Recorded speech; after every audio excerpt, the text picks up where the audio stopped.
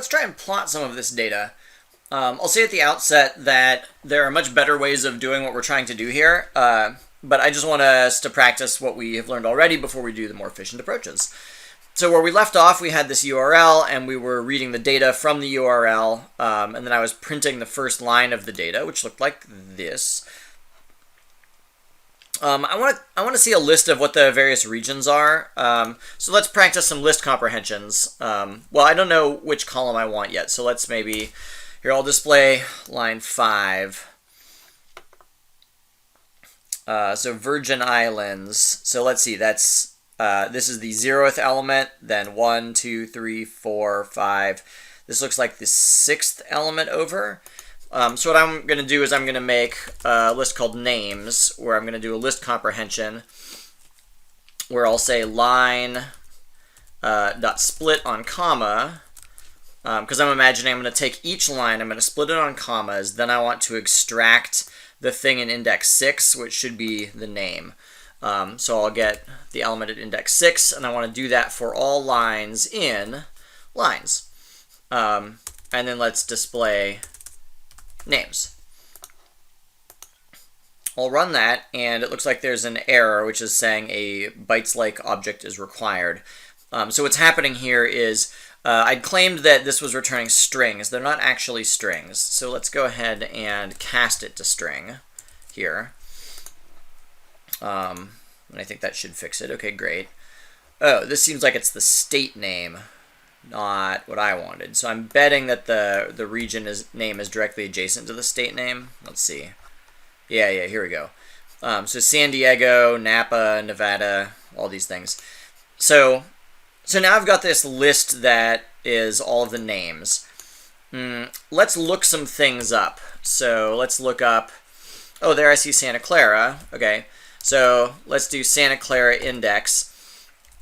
I can say names.index, and this is going to return the index where it finds this element in the list.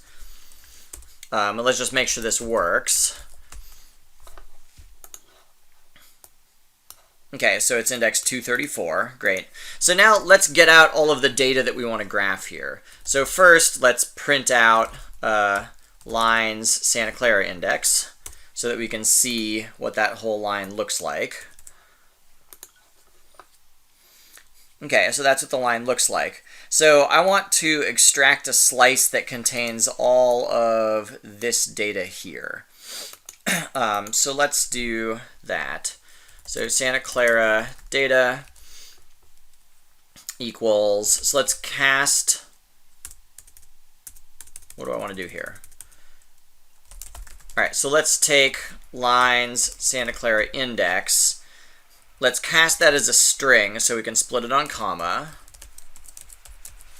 And then I want to take a slice consisting of, ooh, what index is this? Let's see, 0, 1, 2, 3, 4, 5, 6, 7, 8, 9, 10, 11, 12. I'm going to guess 12, and if that's not right, we can take a look. And then I want to go all the way to the end.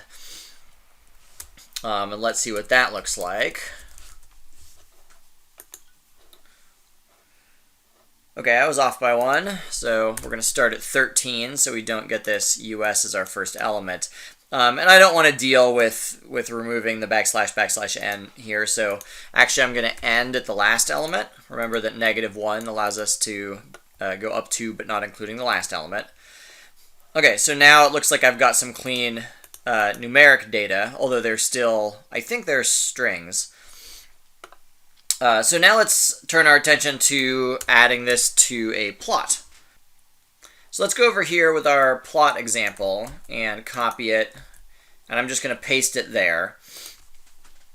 I'm going to collect the import statements at the top, so I'll cut this and paste it up there.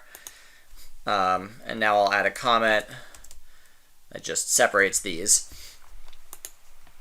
So I think in this case, I don't need x's and y's, I just want y's. So let's make a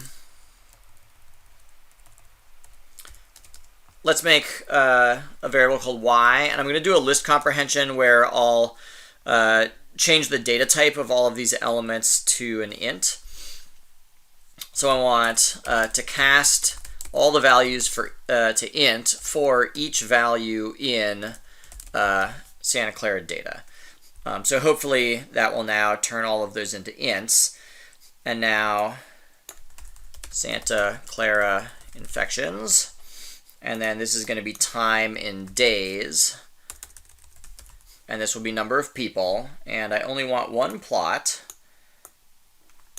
So I'll delete that one. And my plot is just going to have the Y values. But the rest of it seems fine. And I don't probably need a legend or a label. So I'll remove those things. Again, let's run it and see what happens. And there we go. So I hope you can see it's pretty quick to hack some stuff together quickly in Python. Making nice reusable code is a topic for a later day. But I hope that you can play around with this a little bit, graph some other rows in the data, and hopefully later on I'll show you a better way to explore the data and maybe do some statistics on it. Okay, hope this was helpful.